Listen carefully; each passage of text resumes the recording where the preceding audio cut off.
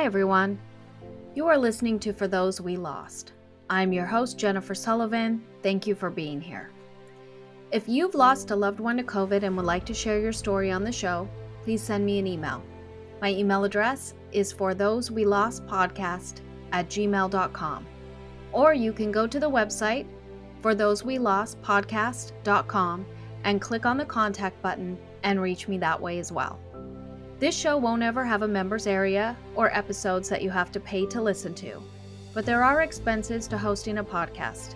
And if you'd like to help, you can support this show at buymeacoffee.com/forthosewelost. In this show, people share their stories of losing a loved one to COVID. As the pandemic continues, many of us feel the weight of the world wanting to move on and the pain of our loss that holds us tight. For us, there is no avoiding the ever-present reminder that we lost a loved one to COVID. It is with us every day, everywhere. What you hear in each story is grief, sadness, and love. We will more than likely talk about the vaccine and maybe a little bit about politics, and you may not agree. But I hope you'll keep listening. I hope you'll stay to the end of each episode and realize that each person who openly shares here has experienced deep grief over the loss of a loved one. And that's something we will all experience. We all love someone, we will all lose someone we love, and we will all grieve. These are the stories of those we lost to COVID.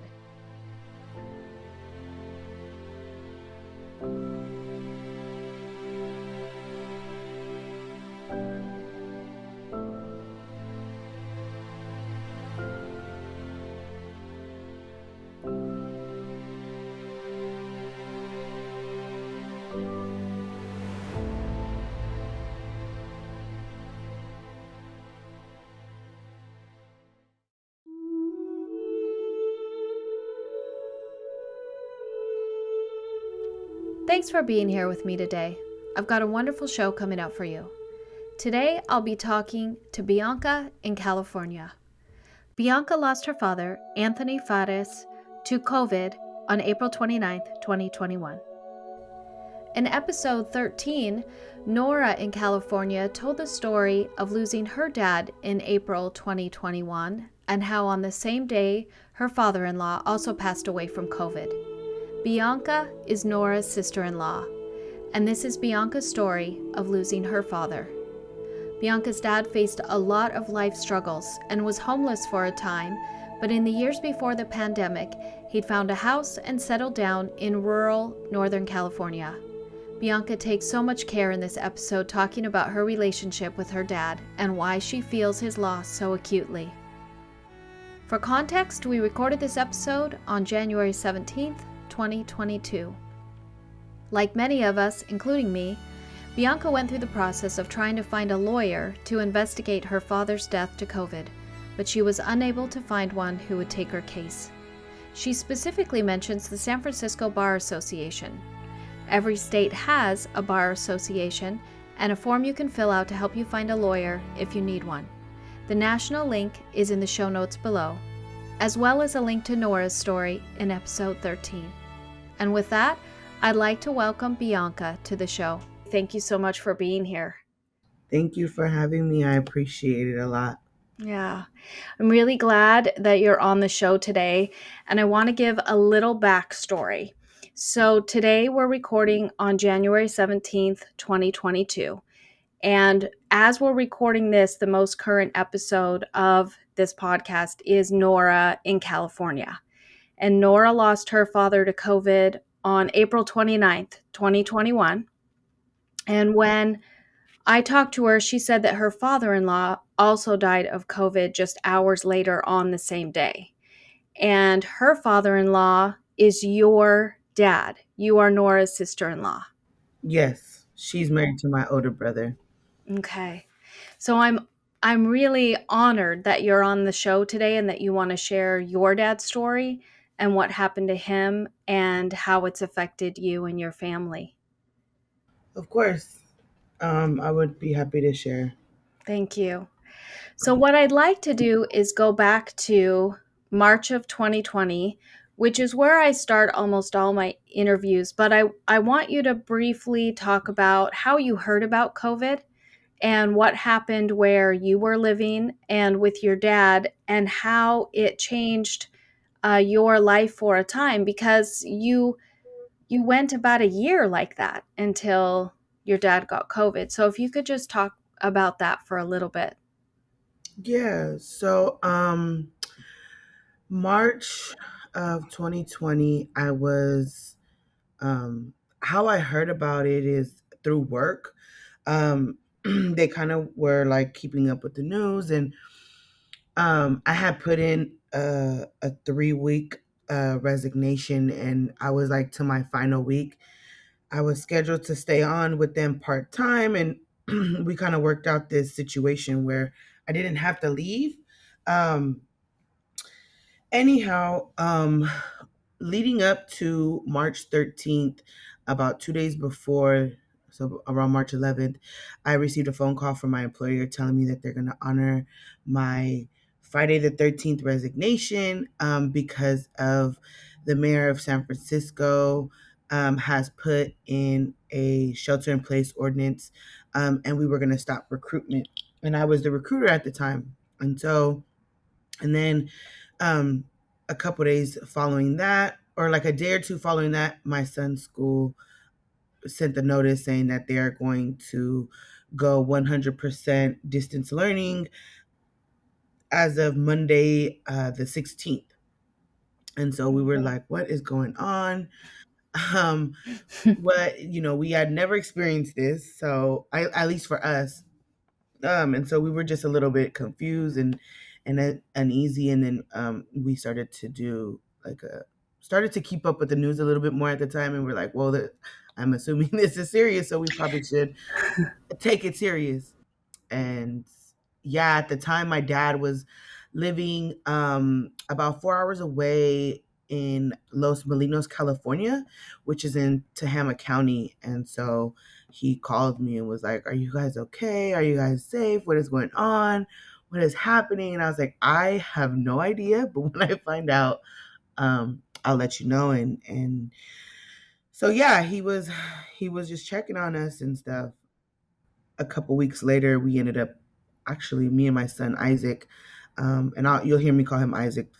I'll reference to him by his name as we talk. But Isaac and I ended up driving up a couple weeks later because it became a lot being in the house, and so we drove up to with my dad for a couple weeks, and we stood there, and so we had space because it was mine and Isaac's first time, as well as my mom's first time being in the house 24/7 and only going outside for necessary things such as like grocery shopping and taking a walk. And so when it became overwhelmed, that's when we were like, yeah, we need to go. We have too much space. And at the time, we were living in a studio, and it was not that big.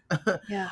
So yeah, we decided to make that decision to go up and hang out with my pops, to get some space, and my son able to do his schoolwork, and at a table, and be in a quiet space and have that space separated from me while I do my job searching, and also figure out our life, right? Like what we were gonna do, what our next step was. So yeah.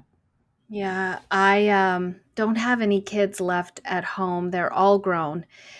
And I often wonder what it would be like to all of a sudden be at home, because I have three grown children with three kids in the pandemic, all in the same house, trying to navigate at home learning plus a job or anything else like that. I couldn't imagine what that would be like at all.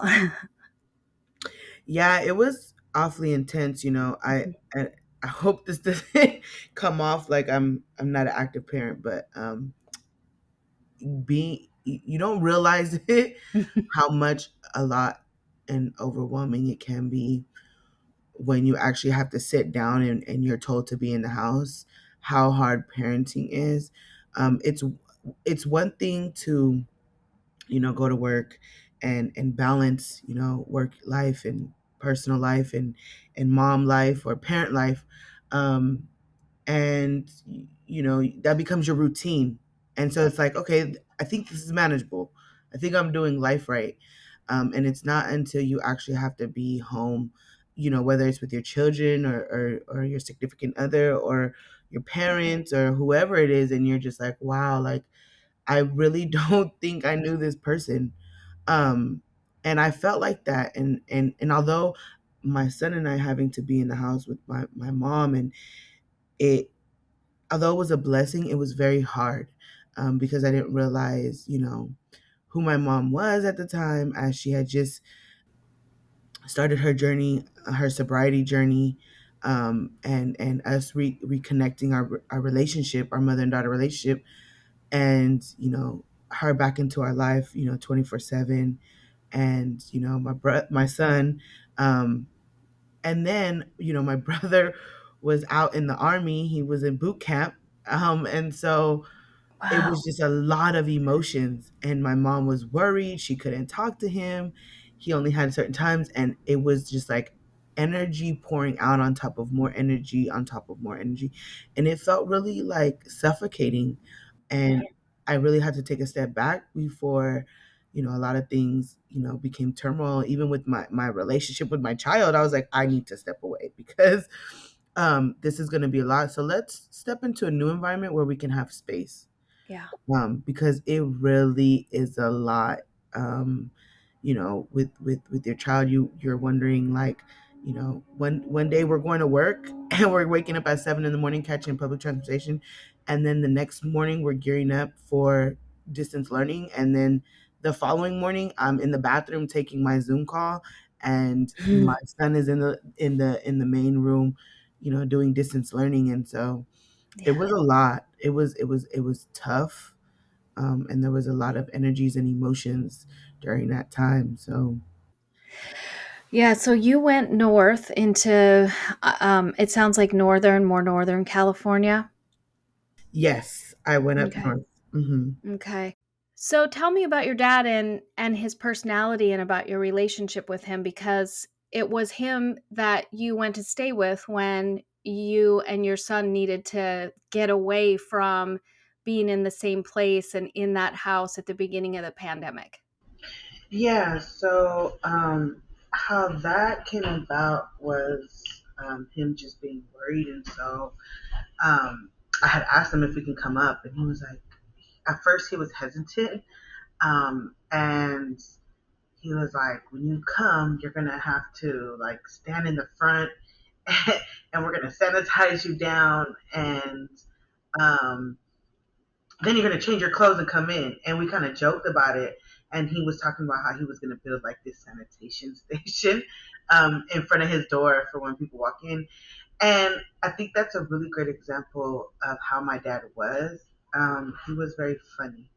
He had a sense of humor. He was a character. He like made a joke out of everything. And sometimes things weren't funny, and I was like, okay, that's not funny. Right now is not the right time. But I think the point is that my dad always tried to make others feel better. My dad was very thoughtful, and so him being funny and thoughtful was just like so beautiful. Um, Growing up, like my dad didn't have a dad, or at least he didn't know who his dad was. I'm sure he had a dad, but he didn't know who he was. He had never met him, and so him trying to navigate a world that he didn't know nothing about, while simultaneously figuring out this dad world and having kids, and he did the best he could. He wasn't. I mean, there was trial and errors, and it wasn't. You know, the, some things weren't the greatest way to handle it, right? But that was dad's way, and so I feel like my dad always just tried, no matter what it was, in everything that he did. When he would help people, when he would be in relationships with his children, like that's just who my dad was. And he, growing up, like me and him had an off and on relationship, Mhm. because we were so much alike. And I picked up on things that, that were like him and weren't healthy, and we clashed a lot. And so our relationship was pretty up and down. But for the most part, like me and him had a really good relationship. And I feel like he had that with my siblings also. Um, he would always try to, like I said, do the best he can and show up for us in what he could do within his own capacity. My dad had a hard life, and I feel like even throughout all of that, like he was just so resilient and so strong. Like he battled with health issues. His mom, was like, she wasn't the best either. He had multiple siblings, but like they all had each other. And he doesn't really know his family history. So it was just really hard. And so he was just trying to like I said earlier, navigate a world that he didn't know while like simultaneously being a dad, but also like trying to figure himself out. And so the best parts of him are definitely his funny parts. He had a really good sense of humor, and he would just make everyone around him laugh. Um, as I mentioned earlier, my dad was helpful and thoughtful. And like, whenever people needed somewhere to live, his friends or his like, his close loved ones, he would give them a shelter, whether he had the room or not. He would let them come in, stay with them. He would feed them, give them opportunities, what resources, whether it's like, well, come help me with a job, put some money in your pocket. I need help at work. We'll do it on a trial basis. Come get a job, come help, and like, try to help people like kick their own issues too, while dealing with his own trauma. He was like the greatest grandpa that my son could ever have. Him and my son had a really, really good and strong relationship. My son used to call him Grandpa Dad, um, Oh. because he was so active in my son's life that he looked at him like a father, a dad figure.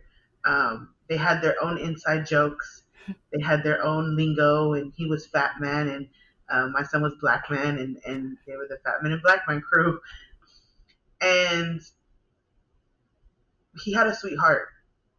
He was tough on the outside, but he was really gentle and soft on the inside.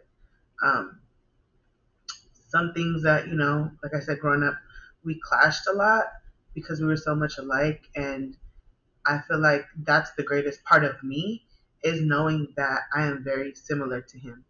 Even though it's sometimes not healthy, I think that's what also comforts me during the grief, is like my son and I having traits like my dad, Yeah. and carrying that with us. Um, I know that my version of my dad will be different from my siblings, and that's because we have different versions of him, which is okay. But I would say for the most part, like my dad was, he was the greatest, and I just, I'm very thankful that he blessed the world with his presence, with his energy, with his personality, with his knowledge and his wisdom. Um, I remember us just talking, and like he would talk to me about like growing up and how it was in the neighborhood, and I just remember telling him like it's different now, and he was like, no, it's the same, it's the same.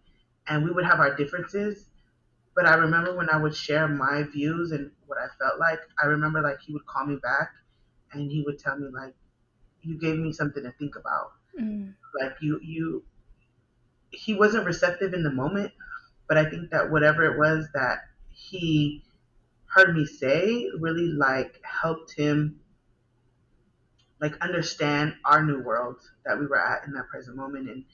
And that's what I loved about him too, is that he was raw and authentic, and he was genuine, and he was unapologetically himself, but he also left that room for him to be like, actually, that did kind of make sense, let me explore it more, let me see what she means, or let me see what they mean when they said this.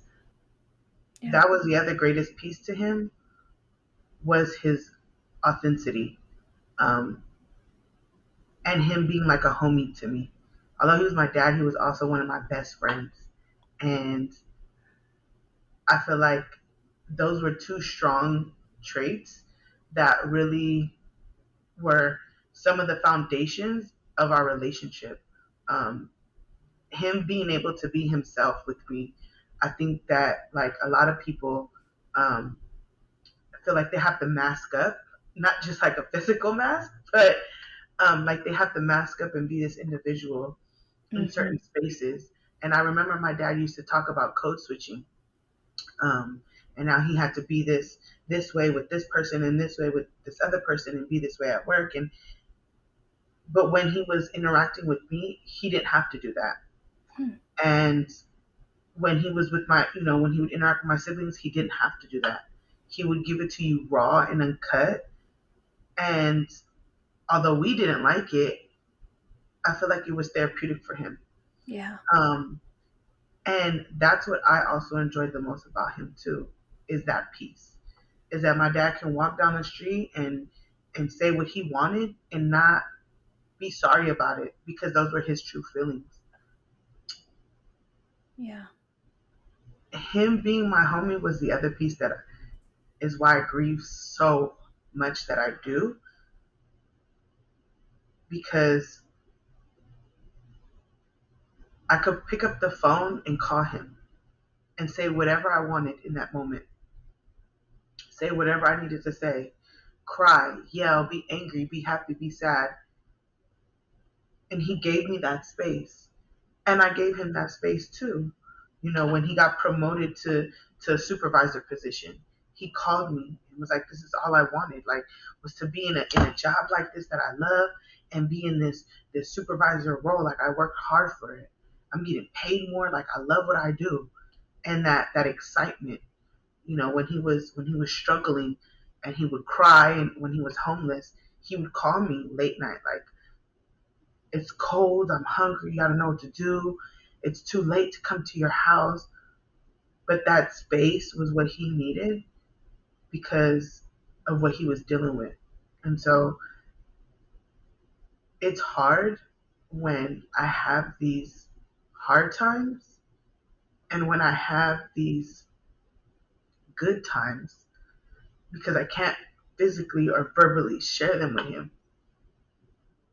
I can't pick up the phone and say, "Hey, I just got promoted to being a manager," or "I'm sad that I miss you," or "I'm angry because of my car got hit," or something. My dad was my go-to for everything. When everything, literally everything. Isaac, my son, had issues. "Dad, I need help. I don't know what to do. I exhausted all my options with trying to get through to him. Do you think you could talk to him, or can we come over and have lunch?" Um, or just "Hey, how you doing? I'm just checking on you, seeing how you're doing today. I know yesterday wasn't good, or yesterday you were excited. How are you feeling today?" Like, I don't have that. Um, and I know it sounds selfish, but that's what kept me going. I feel like my dad was medicine for me. He was like rejuvenation. It was therapeutic. It was. And I miss that. I miss that joyous energy that he brought in. And whenever I needed to hear something back, whether it was something I didn't want to hear or not, um, I miss that. I remember my brother and I were talking a couple weeks ago, and um, a couple weeks ago I had COVID, and so I was talking to him about that, and I remember hearing him. He was upset and he was mad, and he was like, "Why didn't you tell me?" And I was like, "I'm sorry, I just didn't want to burden nobody." And he was really upset because I didn't tell him. But that energy, that turned up anger that he had, it reminded me of my dad, and it comforted me, um, because I felt like my dad was there. But I also felt the presence of my brother and that loving brother. And I remember us in that conversation saying, "I just wish I can get a phone call." Um, and he was like, it didn't matter what phone call it was, whether he was mad, sad, or angry, or yelling, or cursing us out. Like I want that phone call. And I thought, like, wow, like I do too. Um, and although it's with him yelling, it's probably not a healthy one, right? But being able to have that, I won't have that. That's another part that's hard, um, because it was an opportunity to hear him and to have that connection with him. Mhm. Yeah. Everybody needs a person that they can be their authentic selves with and trust them. And it sounds like your dad was that for you.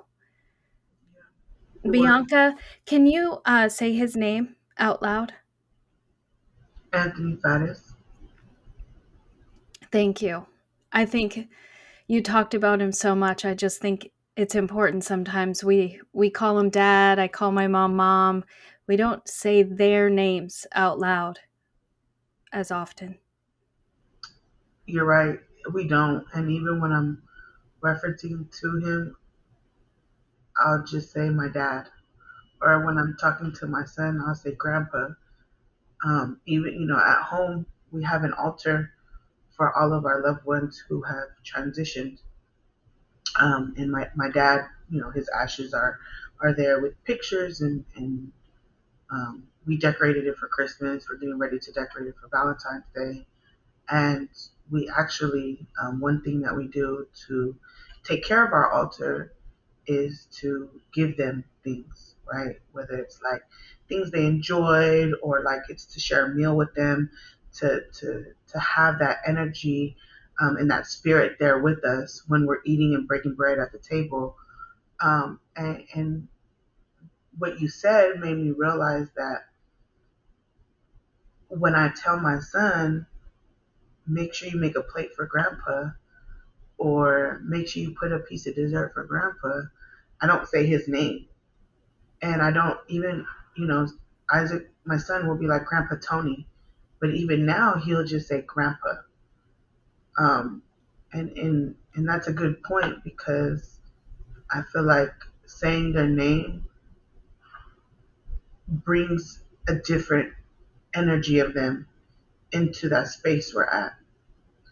Yeah. Um, I feel like we're actually directly talking to them versus just saying my dad or my mom or my friend, but actually following up with their name is specifically them. Um, and I thank you for sharing that because as I move forward, like I feel like it's important that I start doing that more often to specifically call him in when Yeah. I'm mentioning his name in his honor. Yeah. And what was going on in your dad's life at this time, at the beginning of the pandemic? He was my dad was he was in a pretty good space at the time. He was a little worried because everything was changing with the CDC. So he had his highs and lows with like becoming anxious and overwhelmed. But I think for the most part, my dad was in a really good space. My dad had moved into a house in Los Molinos that Nora's mom owned at the time, because my dad was for the last few years he was homeless, like sleeping in his car. um he came to live with me, and then he was in and out of rehabilitation centers for his injuries, that with his foot. And so he was in this really good space. I believe it was like a little bit over a year or leading up to a year or 2 years of him living in Los Molinos. It was a 3-bedroom house. It was a quiet area, very country like. And so I feel like emotionally and even physically, in terms of like, I feel like he was in a good space. He would tell me all the time, like, I'm just really thankful that I have this roof over my head now. It was like about a good, I want to say 3 to 4 or 5 years that my dad was homeless and didn't really know what stability looked like. And so I with him being able to move into the house, he knew what that looked like recently, and so I feel like he was happy, and although he dealt with the side effects of being diabetic and having high blood pressure, and his wounds of his injuries constantly opening up, and him getting infections and having to go in and out the hospital. My dad was really strong, and I think that with him being stable, it was easier for him to manage and deal with than if he wasn't stable and having to deal with all that. And he enjoyed it. I mean, he liked that area. At first, he was pretty pretty nervous, coming from San Francisco and the Bay Area, living all over, and there's noise and traffic and cars and people everywhere, and it's congested, and it's a lot to going to this city and county where it's the total opposite. And he's like, it's too quiet. That's not normal. Um, we have chickens in our backyard. Like, what is that? Do I feed it? What do I do with it?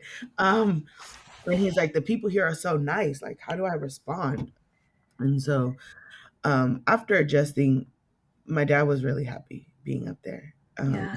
Yeah, he would tell me that all the time, and he would just say, I'm just really thankful. I'm in this king size bed, and I have a warm place at night, and he hated the summers. He hated the summer, but he was like, it's better to have an air conditioner in my house Yeah. because I'm very much thankful. So that's Yeah. where he was at, even with while the world was turning and flipping and moving upside down. My dad always he always tried to be positive as much as he can. Mhm. Yeah, it sounds like the house and the stability were a real blessing when it Mhm. came right down to it, especially at that time.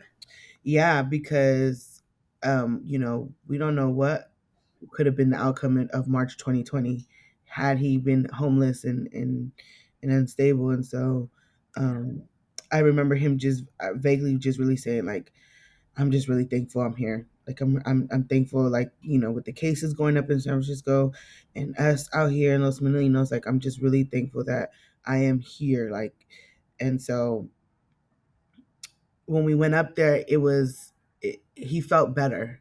Mhm. He was just like, I'm glad that I have you guys here. Like, I can be with you and I can see you. And he would call me all the time too when it first happened. And he was just like, are you guys wearing your mask? Are you guys, hand sanitizing? You gotta be careful walking out there. You don't know. He was like, you gotta be careful, Tita. And, I can't have you getting it, and I can't have Isaac getting it. And I was like, I know, Dad. I know. We're doing the best I can. And um, he always made sure we were safe. So Yeah. And how long did you stay with him? I want to say about 2 weeks, and then Okay. I actually left my son up there to finish his schooling so that I can come down because I got offered a job Mhm. with the post office, and so I was like, okay, I'm gonna do a post office job, and then I was gonna come up afterwards to come get him a few weeks later. However, I ended up going up sooner. So my son stayed in total about a month, and I stayed in total about 2 weeks. Okay. Okay. And so then you went back to the city and your dad stayed up there. And what happened in 2021 around the time like him getting COVID and what started to happen in his life? Yeah, so March 2021, so about Yeah. um, a year later, my dad had got an infection in his womb, and so at the time, he only half of his foot had got amputated, so the other half was healing, and the womb was we're just waiting for it to close up, and it wouldn't, and so it reopened. He got infected, and we didn't know that it was infected. We were his partner at the time would call me, and she was like, He's not eating, he's not drinking. He when he tries to use a restroom, he can't use it. He's like moaning and groaning and he's crying and he's just like he looks like he's in pain. And so I go, call the ambulance. And she's like, he's gonna be upset. He doesn't like the ambulance. I said, he has no choice. You cannot pick him up. You cannot physically pick him up and put him in his wheelchair to put him in the car. He needs an ambulance. And so she goes, okay, I'm just gonna do it. She called the ambulance. The ambulance came after, there maybe about a few hours. He had an infection. But he also had a urinary tract infection as well. And that's why he wasn't hydrating, or it wasn't allowing him to, hold anything down. He wasn't able to use the restroom. And so they kept him. Well, that same month, later in the month, he had a scheduled surgery, and it was for his half of his leg to get amputated. And so he had mentioned it to the doctors, and the doctors were like, well, we're just going to keep you, or no, we'll bump up your surgery sooner. However, with the treatment and how his body was responding, he ended up having to stay longer than expected, which led up to the day of his surgery, his planned surgery. He had the surgery at the end of March, and everything was good. Good surgery. And so the doctors are like, they called me and they said, if his body responds to the plan and the medication, and we'll go ahead and put in a referral for a rehabilitation center to be at for his recovery within his within his insurance plan. So we were waiting for that. So on top of waiting for his body to respond, we were also waiting for a rehab center to say we accept his insurance. And so then he was accepted into a rehab center in Anderson, California. And he went in of the beginning of April. So their process was that they would test the patient that is coming in. Actually, I'm sorry. He went in uh, the week of the 26th, the 22nd of March of 2021. He went that Friday the 26th. And so what they did was they admitted him there and he went to the rehab center. And so their process was, on the first day that you enter, we're going to test you. And they tested him for COVID. He came out negative. So they allowed him to stay. But they told him he needed to quarantine/isolate for 14 days. And where they housed him at was in the same area as COVID positive patients. Oh. And so he was there for 2 weeks, and the team that was also treating him were the COVID response team. So the team that was treating actual positive COVID patients, they were also treating potentially COVID positive patients. Oh. And so they so during that 2 weeks, they were coming in and out of his room. They were not enforcing any mask wearing. And I asked them, I was like, why did you not do that? And they told me because the patients that they deal with are some of the patients that actually live there are patients who are experienced Alzheimer's, dementia. And so they were like, our patients, the way they respond to that, one day, or actually, 1 minute they have a mask on and they're following and they remember you and they remember where they're at, and the next they don't. And so I became understandable with that. I just didn't, I couldn't understand why they put my father in the same housing area as COVID positive patients with the same team treating him, knowing that he had underlying health conditions such as diabetes and high blood pressure. And my dad was very upset about that, and he was explicit about that, and he would call me on the phone, and he's just like, I'm so angry about this. And I was like, I am too, and I wish we could change the rules, but that's where we're at with that. And so, and then in between those 14 days of isolating, he also had appointments. So he was leaving out of the rehab facility center, getting into a travel van, going to the doctors, coming back, leaving from the doctors back to the rehab center. And so it Wow. could have been in either or, right? The Mhm. hospital, the van, and or the rehab center. And my dad, I remember him saying, they're gonna give me COVID. I was like, Yeah. in my mind, I was like, I don't think so. He was like, no, they are.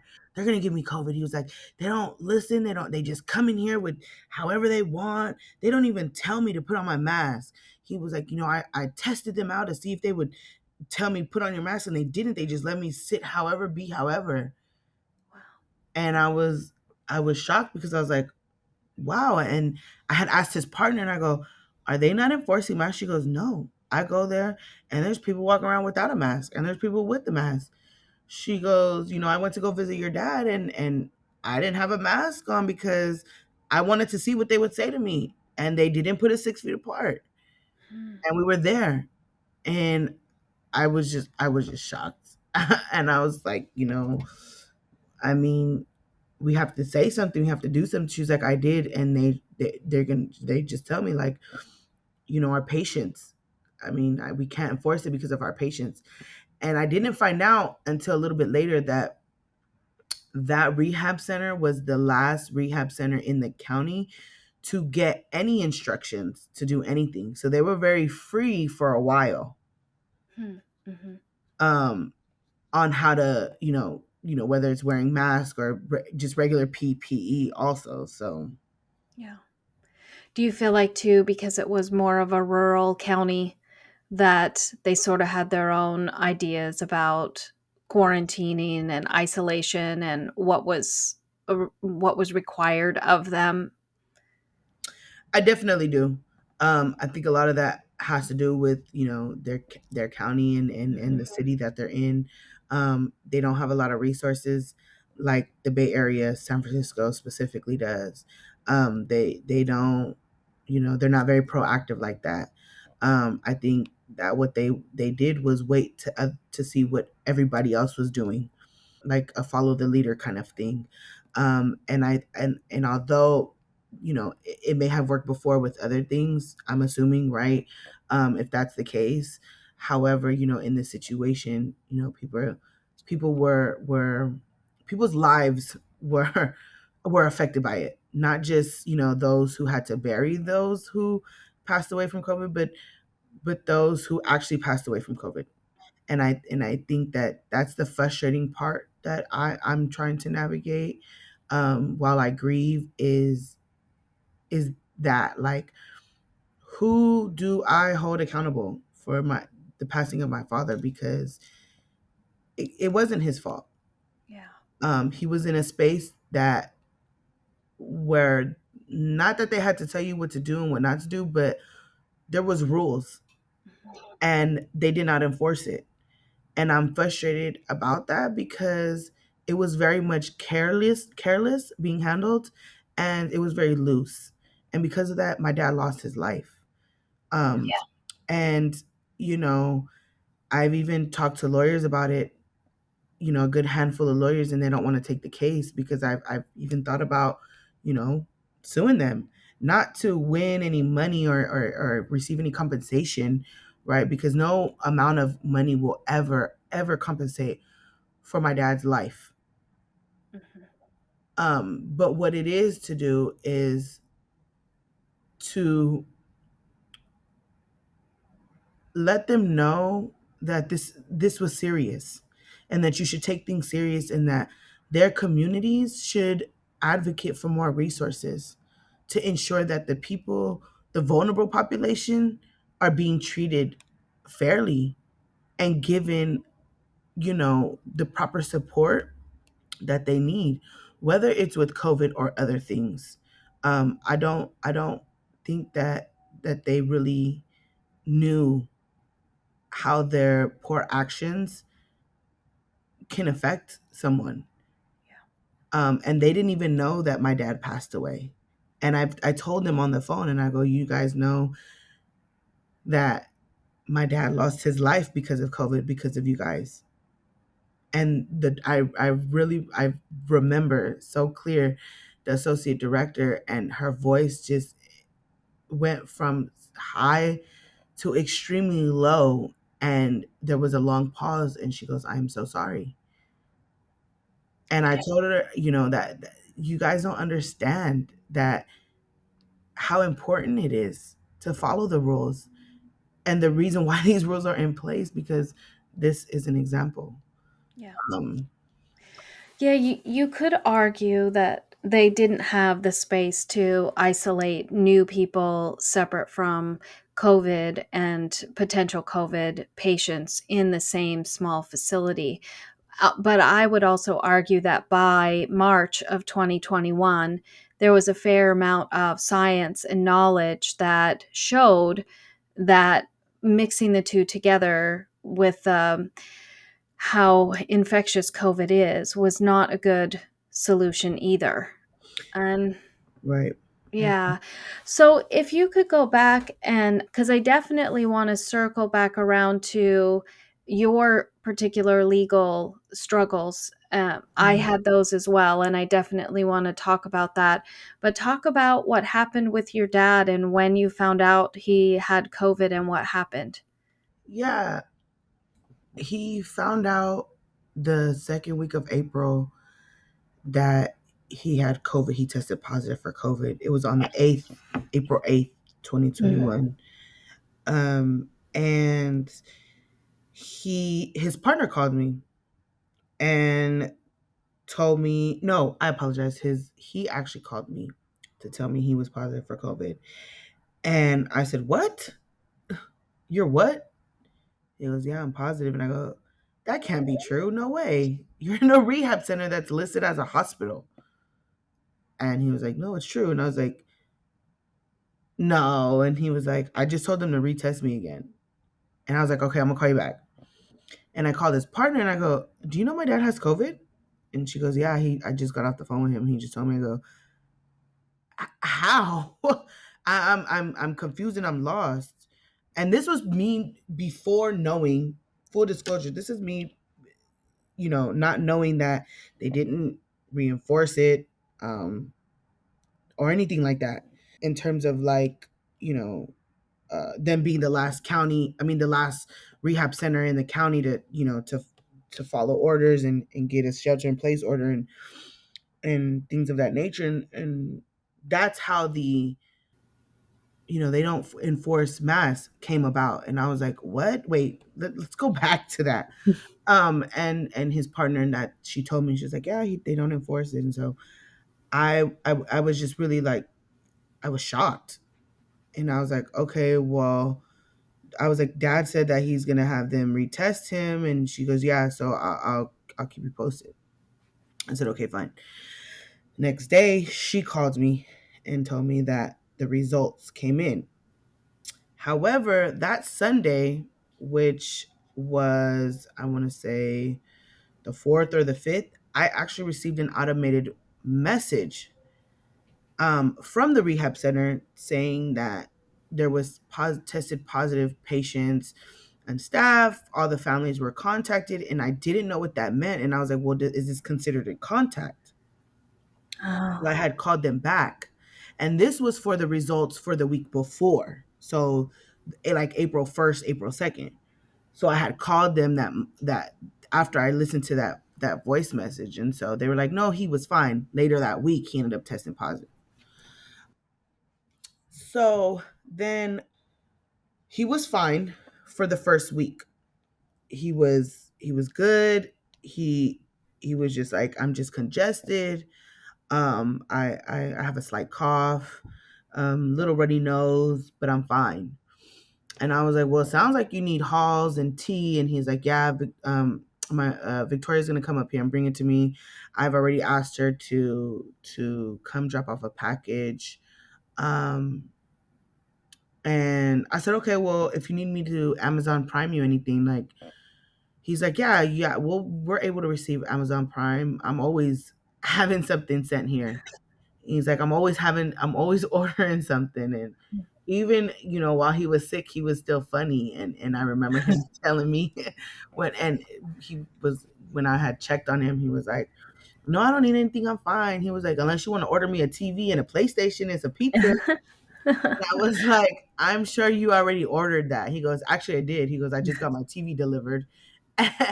And I'm Oh. having Victoria bring me my PlayStation. And I actually just put in a order for pizza for me and the staff. And I go, Dad, you're hecka sick right now. I Mm-hmm. know you're not about to have like no pizza party with a gaming system.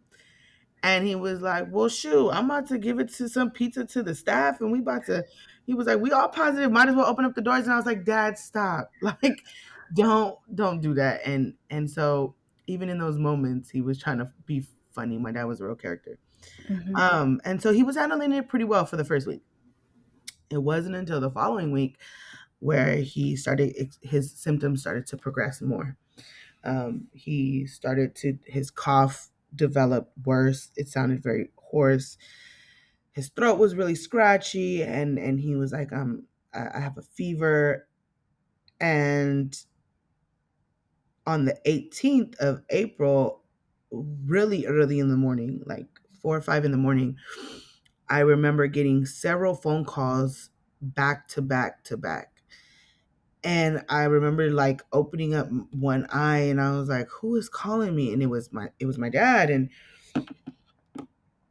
he was like, I can't breathe. I can't breathe. And I was like, huh? What's wrong? And he was like, I can't breathe. It's hard for me to catch my breath. And I have a fever. I need some tea. I need my Halls. Can you come and bring it to me? And I was like, huh? What are you talking about? I can't bring you anything. He goes, yes, you can. You can come and bring it. And I go, Dad, I can't. I can't. Like, what are you talking about? And he was like, I'll call you back. And then a couple seconds go by and he calls me back and he's like, I can't breathe. And I'm like, Dad, what's wrong? And he was like, it's hard for me to catch my breath. Like I can't, it hurts in my chest. And I'm trying to, and I remember hearing him like in between breaths, like trying to catch his breath. And I said, Dad, calm down. He goes, no, I just need you to come bring me my stuff. And I go, Pop, I don't have your stuff. I'm in Richmond. I can. I'm like by San Francisco. He goes, what are you talking about? And I go, Dad, do you know who you called? He goes, Tita? And I go, yes. He goes, oh, I'm trying to call Victoria. I'm going to call you back. And I was like, after that, I was worried. And I was like, he can't breathe. Like that's concerning. And a few hours later, the rehab center called an ambulance because his symptoms even progressed after that and his oxygen levels were dropping. Um, they admitted him to the hospital, and he was there from the 18th all the way until he passed away, which was April 29th. Yeah. Was he put on a ventilator or anything? He was on a breathing machine. Okay. But it was the one with the mask over your face. They didn't intubate him yet. So throughout the next 2 weeks, I was the point of contact, Yeah. in with my dad, and I was the main person that they call and for any updates. And so the nurse would call me all the time with an update. He's doing well. He's eating. Today he's cooperating. He's listening. He's probing. He's stable. We just need his breathing to go up. And it wasn't until his final week, over that that weekend, um, which was the 24th, 25th. He had got a new nurse because it was the weekend. It was the weekend nurse, and it was a male, and I remember how nonchalant he was. Mm. And I remember saying, I remember calling and saying, I haven't received an update about my dad. And he was like, I didn't know I was supposed to give you one. Oh boy. And I was like, well, can you grab his chart and open it up and read the note? And he goes, oh, I apologize. That was an oversight. I go, yeah, it was an oversight. And then that Monday, he had got a nurse, a new nurse again, and her name was Christina. And I remember how careless and nonchalant he was. And I remember telling her that she's in the medical field to care for people. So that is your job, is to have care and compassion as a health worker. Hmm. I said, I do COVID response as well. And you are the reason why we've community-based organizations have had to pivot and do COVID response because of your lack of care, compassion that you have. Hmm. And I remember her, just how rude and how rude she was and how she had an attitude. And my dad wasn't cooperating that week. He was not probing. He would take off his mask to eat.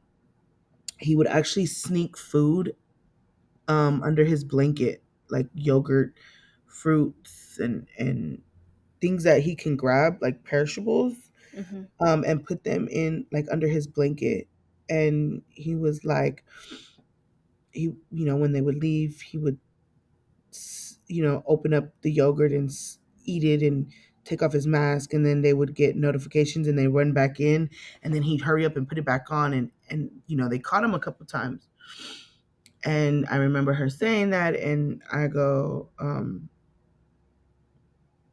how are you talking to my dad? And she was like, well, I'm telling him, like, you're not going to get any better if you continue to do this. And I go, that was the worst thing you could have said to him. Yeah. I remember her saying, it just doesn't look good. I said, that's the other second worst thing to say to him. And it was a very difficult week for me, for him, for the team that was um, supporting him. And then leading up to the 29th, it was a Friday or Thursday. And I remember receiving a call around 5 o'clock, like a little bit before 5. And I was getting off of work and I had missed the phone call. And I was like, oh, shoot, I need to call them back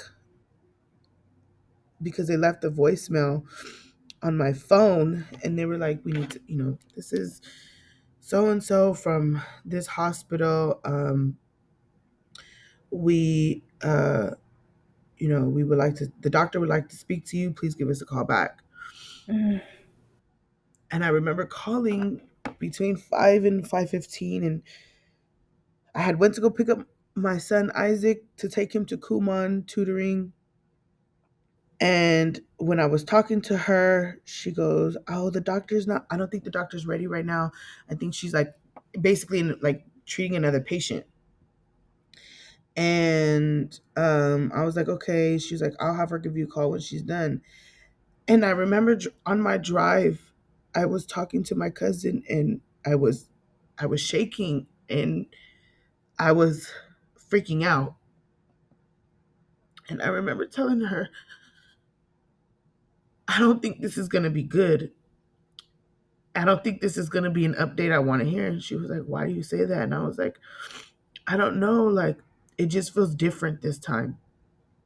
My dad being in the hospital, this time feels different. Um, and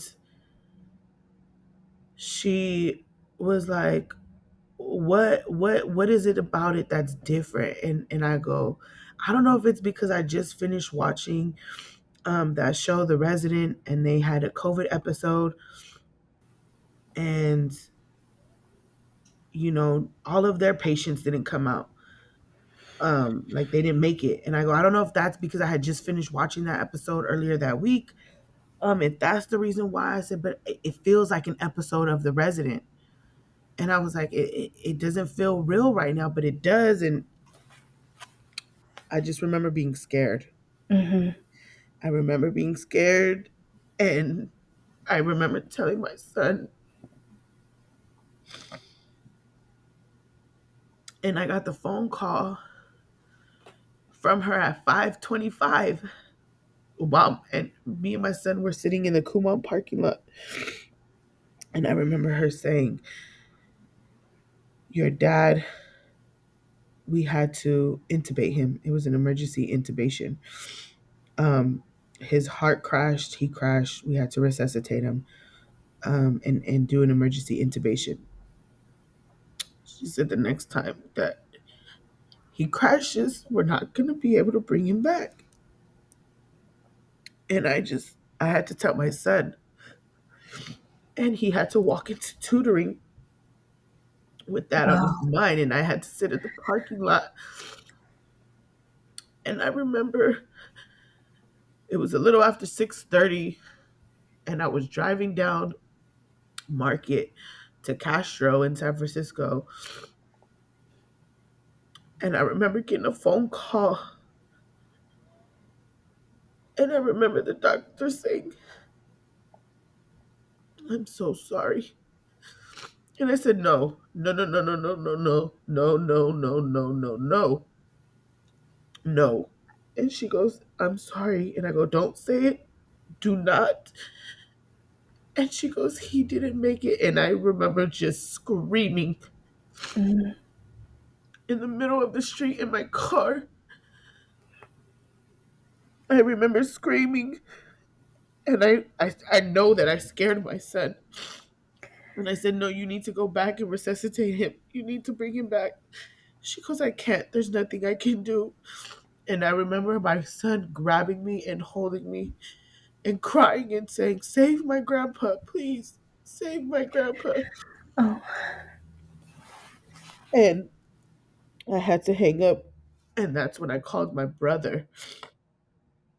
And I told my brother, my oldest brother, Anthony, and he goes, are you serious? And I go, yeah.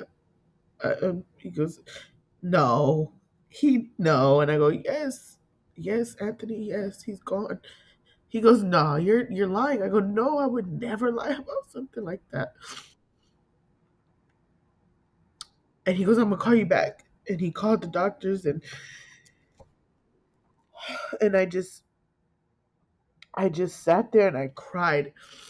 And I screamed and I cried and I screamed and I cried, and then I stopped, and I remember I called my cousin and I go, my dad's gone. And she goes, what? Where are you? And I was like, I'm by your house.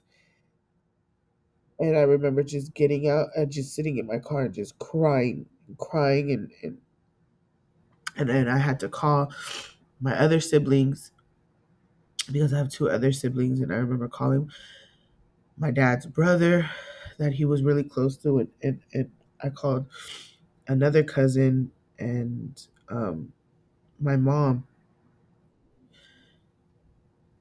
because before that, what I and I realized I didn't talk about it, was when I got the phone call. So it was an hour difference from when I got the phone call that he had been intubated to when he had passed away. Mm-hmm. And the doctor had told me, the first phone call I got around 5:30, she had told me that I should come up there so that he's not alone. And I go, well, I'm 4 hours away. And I remember my cousin saying, well, let's just do it. Let's just go. We'll go tonight. Like, we'll just get our stuff. We'll drive out there. And I was like, I don't think that's going to be enough time. And she was like, no, it probably isn't. And I was like, nah, I don't think so. And she was like, why do you say that? I was like, I don't know. I just feel it. I don't think there's enough time. And then that's when, the hour went by. And Mm-hmm. so originally we were going to go up there. But time, we didn't have Yeah. time. Yeah. Were you able to FaceTime him or have any kind of a video call? Yeah, I did. The last FaceTime call I have from him was, I want to say, let me see, he passed away on the 29th. I want to say like the 23rd, the 22nd. So about a week before he passed away, um, we were able to FaceTime. Yeah, April 23rd. We were able to FaceTime. I guess they have a, I don't know if they're called a social worker, but I'm going to assume that they are set up. It was the nurse, the main nurse that was treating him, and then the social worker had was like, "Well, do you guys want to FaceTime? Do you think that would be a good idea?" And I was like, "Yeah, I don't mind." And they set it up through Yeah. I think the iPad or laptop that they had there at the hospital. Yeah. Were you able to have a funeral for him? Yes, we were. Good. We did. We had him come back down to San Francisco. So I was the point person on taking lead on my dad's funeral. I felt like, it was probably best that I do that. My siblings, I don't know what the right word would be to talk about how they took it, but I don't think they had it within their capacity. Um, and then my oldest brother Anthony also was not only just grieving my dad, but he also was grieving his father-in-law, Hmm. passed away on the same day, April 29th, just hours before my dad. And so he had to support, his wife and kids and their family, and also be there for himself. And so I decided to take that on. So yeah, we had a funeral. We had it brought back down to San Francisco, and we had it. His funeral was May 15th, and you know, because of COVID, or because COVID restrictions were still implemented, we only had a certain amount of people. But if more people showed up, we can have, it was in rotation. So the most amount of people we could have had in the big room was 20. And then if other people wanted to come in, we just, did it in rotation. The first hour, my siblings and I had quiet time and one-on-one time with our dad. And then after the hour, it was open to our family and our loved ones to come. Yeah, I, I don't know if this is the right way to word it, but did it help to have that grieving process and that family time so close after he passed away? It did. I hadn't seen. So there's four. My dad had four kids. He had two boys and two girls.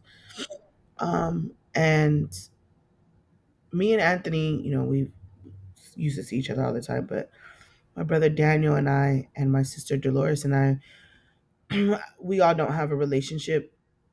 In the passing of my father, um, we had to communicate Hmm. as siblings, and so us together communicating for my dad, it was different, and I feel like us having that quiet time supported with that. It had been so many years I had seen my brother Daniel and Dolores, and seeing them, it was nice regardless of the circumstances. But seeing them in person, and giving them a hug, and talking to them, it was different. And I feel like, I don't know for them, but for me, I feel like I needed that, because it had always felt like it was just Anthony and I with our dad. Um, and so, Yeah. although we are grieving our father, it is different, but I feel like I needed that space to share with someone who could relate to losing their parent, and having that energy there, to hold me up for that day. Yeah. Yeah, and as you come up on the a 1 year anniversary of all of this happening, the days leading up to the day that he passed away, I know that you also, and you talked about this before, tried to get all of your dad's medical records, right? And tried to find out what happened and learned a lot after he passed away, and then reached out to lawyers to try to help find out what went wrong. Yeah. So my brother and I, my oldest brother Anthony and I were talking, and we were like, "What do you think? Do you think we should move forward?" And I was like, I think so. I feel like it was negligence, and so I had told him that I, would look into some lawyers, and I had already was looking into a lawyer for a pro bono thing. I mean, not pro bono. I'm sorry, probate Mhm. lawyer for my dad, because when my dad passed away, his partner, um, we it was a whole mess of drama, and so she took his car and all kinds of things, and I actually wanted to give it back because it doesn't need to be around. But so in the process of me looking for a probate lawyer, he and I were talking, and I was like, well, let's just look for a lawyer to see if they take dad's case. After he and I we talked about it. We talked about time frames and dates and and how the staff was and in the hospital, and we talked about it all. And I remember telling my brother, like, I have a letter here with me in my dad's stuff where he wrote a letter that said he was being mistreated by Christina, which was the one of the nurses at the hospital. Mhm. I was like, well, if we don't have to move forward with the hospital, but we could move forward with the rehab center. And he was like, yeah, I think so. And so he's like, all right, let's do it. So I had talked to my network about a probate lawyer and a COVID case lawyer. And one of my mentors in the community was like, "Well, try the SF Bar Association, which is the San Francisco Bar Association." She was like, "You'll get either a pro bono lawyer or a low cost lawyer." And I was like, "Okay, fine." So I submitted the referral and for the lawyer. And what happens is that they do an intake. In the intake process, they ask you why do you need a lawyer? What is it that you're experiencing? What's the issue at hand? And then they send it out to a network of lawyers. And each, a lawyer can pick it up, or multiple lawyers can pick it up. And so one picked it up, and I called them. We were able to talk. I let him know the situation, and he goes, "Give me the weekend. Give me the weekend to talk to it with other lawyers that are dealing with similar situations, or COVID cases, and I'll get back to you, and I'll let you know if I want to take this on or not." And I said, okay, fine. The weekend rolls by, and he calls me that Tuesday, the following Tuesday, and was like, Bianca, I thought about it. I talked to my people. I don't think I'm gonna take it. This is a sticky situation with COVID, and we would have to do more, and we'd have to look into the laws, and you wouldn't win. And I was like, Mm. and I remember telling him, I said, it's not about me winning. It's not about, I'm not looking for a win. I'm not looking for none of that. I'm actually looking for them to take more action, be more proactive in that community, for the people of the community, because it costed my dad's life. Yeah. I said, the rehab center that he was in was the last rehab center to get instructions to be shelter in place and wear a mask. And I go, the clinic doesn't even know if they had shot clinics at the time. I said, and that's a concern.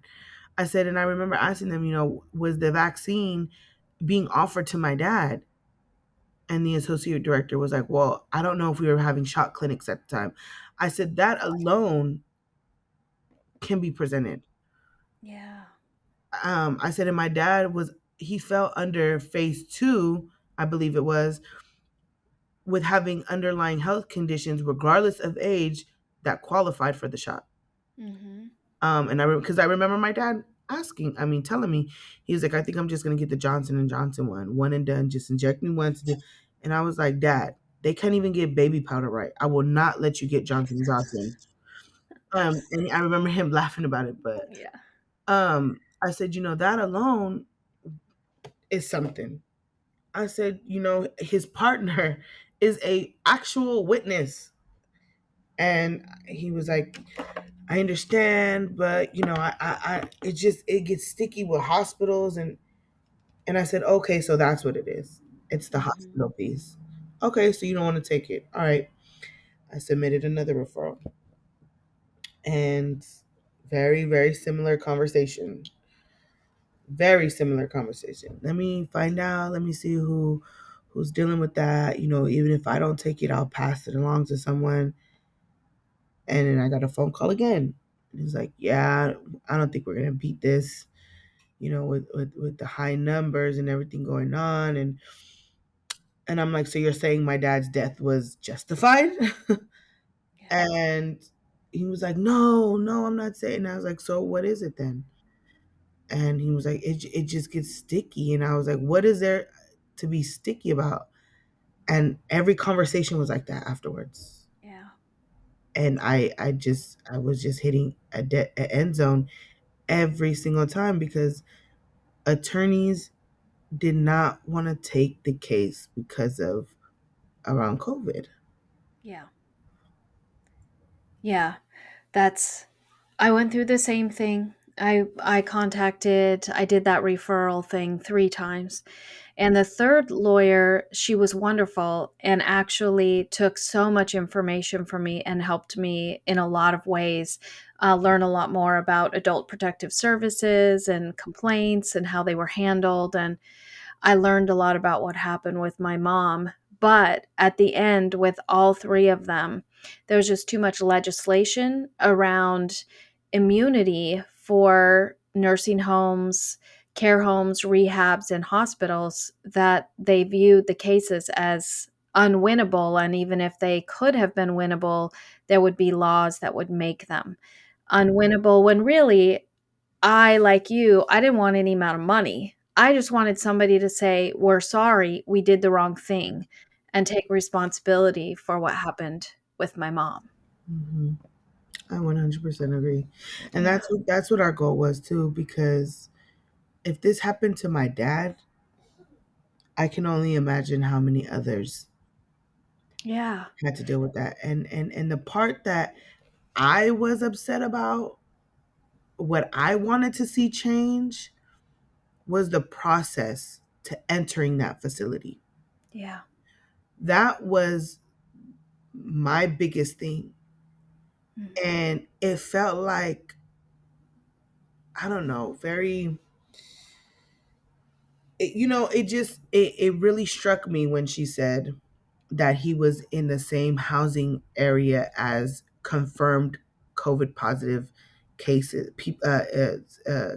patients. Mhm.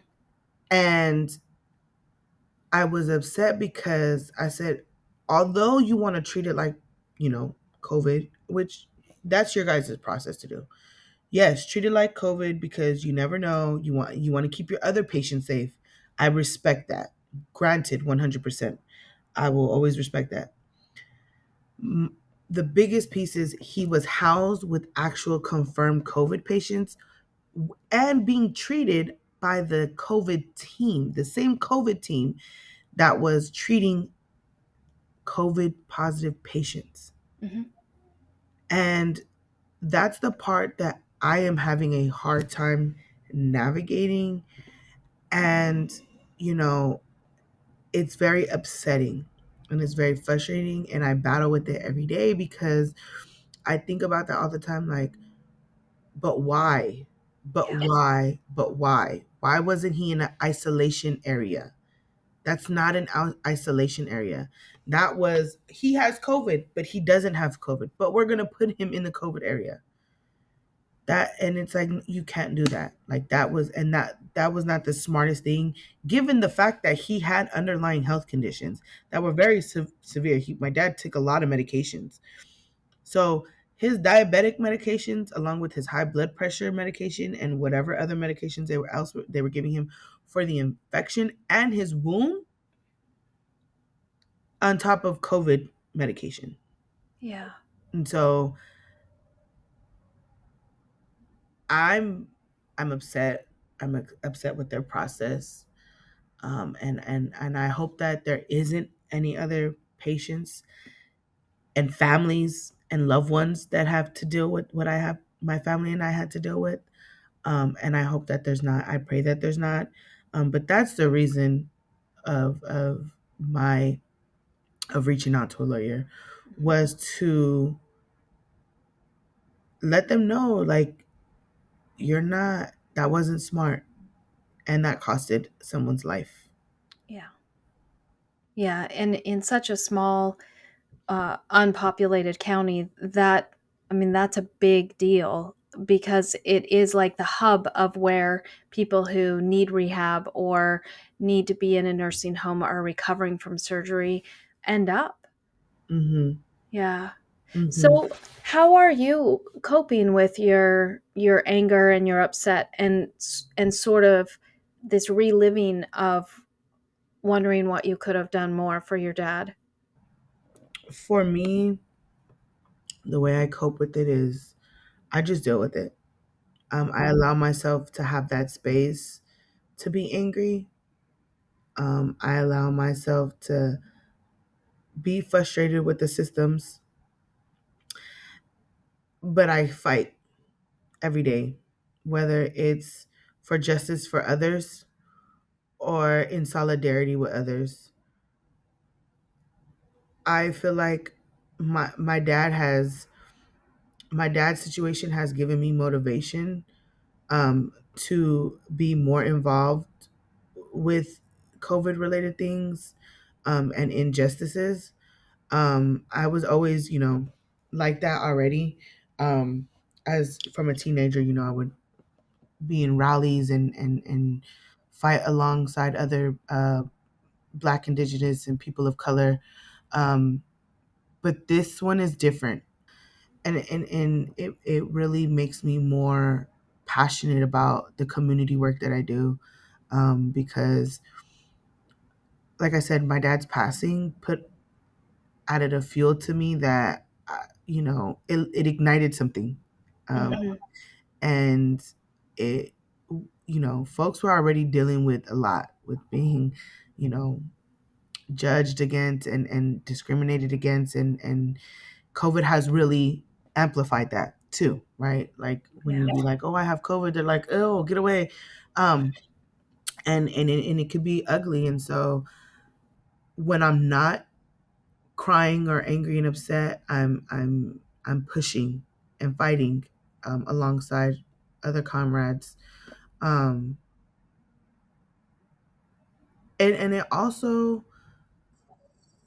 I also have been able to get more spiritually involved, um, with others. I have, godparents who are very spiritually, they have they go down a spiritual path. And so it allowed me to gravitate more towards them, and connect with them more, and connect with the spiritual world a little bit more, and heal, or healing, and start my healing. Um, because there's days where I can't do it, and then there's days where I can. And so I think, knowing that my dad is with me in this fight, and in my life alongside of me, is it's powerful, Yeah. and it's moving. And so, yeah, so that's how I deal with it, and calling people out. Calling people out and letting them know, and holding them accountable. I feel like that's just the biggest thing, is being vocal, and being Yeah. and speaking out on what it is that I feel, I hear, I sense, and standing on that, My dad was like that. He was very unapologetic in his own way. And I feel like he passed that to me as he transitioned. And so I want to keep that going. Yeah. Well, speaking of being unapologetic, one of my last questions that I ask everybody is what do you say to people who tell you COVID isn't real? I told them I lost my dad to COVID, and that whether you believe it or not, it's real. And it's here, and it's going to be here until we all get our shit together. Because if we don't, we're going to continue to lose loved ones, and it's not fair. Um, and I let them know that, saying things like that, you don't know what someone else is going through and how COVID impacted them. Yeah. And to treat it as if it is real, whether you believe it or not, because COVID has impacted so many people's lives, real lives, that it's real to them. Mhm. And it's not a game and it's not to be played with. And although mass media has made it to where people get scared, you know, you want to make sure that you're being safe, not just for yourself, but those who have low immune systems, who are immunocompromised, who have underlying health conditions, who are children, are elderly, like who cancer patients, who Mhm. for those who don't qualify for a vaccine, who feel that a vaccine can be an extra layer of protection for them, whether they believe it or not. Yeah, well said. We got to get our shit together, right? Mhm. I do. Oh, thank you. Thank you today for sharing your dad's story and sharing a little bit about Anthony. I feel like I know him both from Nora and now from you, and can feel for his situation in so much grief. I can't even imagine having that on both sides, and then having these kids that are both mourning their two grandfathers. Yeah, I hope that one day that my brother has not that he's not encouraged, but that he feels encouraged to be able to be on this podcast one day, and tell his story and how he's been navigating that, because Mhm. Nora and I, we lost our dad, um, but my brother lost two father figures. Yeah. He's known Nora's dad for so many years, so many years. Nora and my brother are high school sweethearts. And Manuel, I'm sure, was in my brother's life for so many years. And so the impact of both deaths, both passings, have affected my brother. I know that they have. And while he's trying to be a provider and support his wife and their kids and be a family man and live day to day and not knowing what it looks like to grieve a parent, not knowing how to navigate that and Yeah. dealing with his own childhood trauma, right? Coming up for him and the trauma in general. So I hope that one day he is encouraged, and he finds that courage to speak about it, because I'm sure there is someone out there that another listener who probably has experienced either very the same or something similar, and he can encourage them, Yeah. and be a positive impact to them. So Yeah. thank you for sharing that, and bringing and allowing me to bring him up, and Yeah. thank you for this podcast. I think this is beautiful work that you're doing. Whether it's in audio, it impacts others, and so thank you for doing this for those out here in the world that are experiencing, you know, the passing of someone due to COVID. Yeah. Yeah. You're welcome. It is exactly what I feel like I need to be doing right now. Mm, And I have no idea how long. There's so many people that have passed away. I could never talk to everybody in my lifetime. Not, it's so many, but this is just what I really feel like I need to be doing, because I heal every time I hear Mm. somebody else's story. And I truly feel that if that's happening for me, that it's happening for other people. There's people out there I don't even know, and you don't even know, that are going to hear you talk today, that are going to be they're going to heal just a little bit, Yeah. just a little bit. And I think that's what we need right now, a little Hmm. bit of healing Yeah. um, during these times. This can be medicine to someone else. And so I Hmm. hope that whoever listens to it, that they also too feel encouraged, to stand up and be unapologetic when it comes to COVID, Yeah.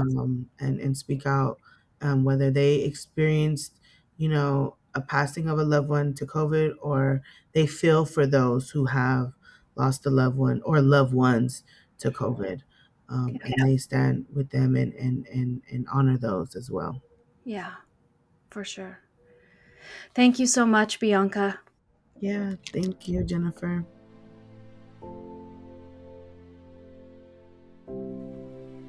And that's the show, everyone. If you've lost a loved one to COVID and would like to share your story on the show, please send me an email. My email address is forthosewelostpodcast@gmail.com. This show won't ever have a members area or episodes that you have to pay to listen to, but there are expenses to hosting a podcast, and if you'd like to help, you can support this show at buymeacoffee.com/forthosewelost. The link is in the notes below. If you like this episode, please share the show. Share it with your friends, share it on your social media, and once you've done that, rate and review this podcast on your favorite listening platform. And then go rate it on Apple Podcasts, because that's where most of our new listeners come from. Ratings and reviews are the main way this show finds new listeners. So please share the show. Until next time.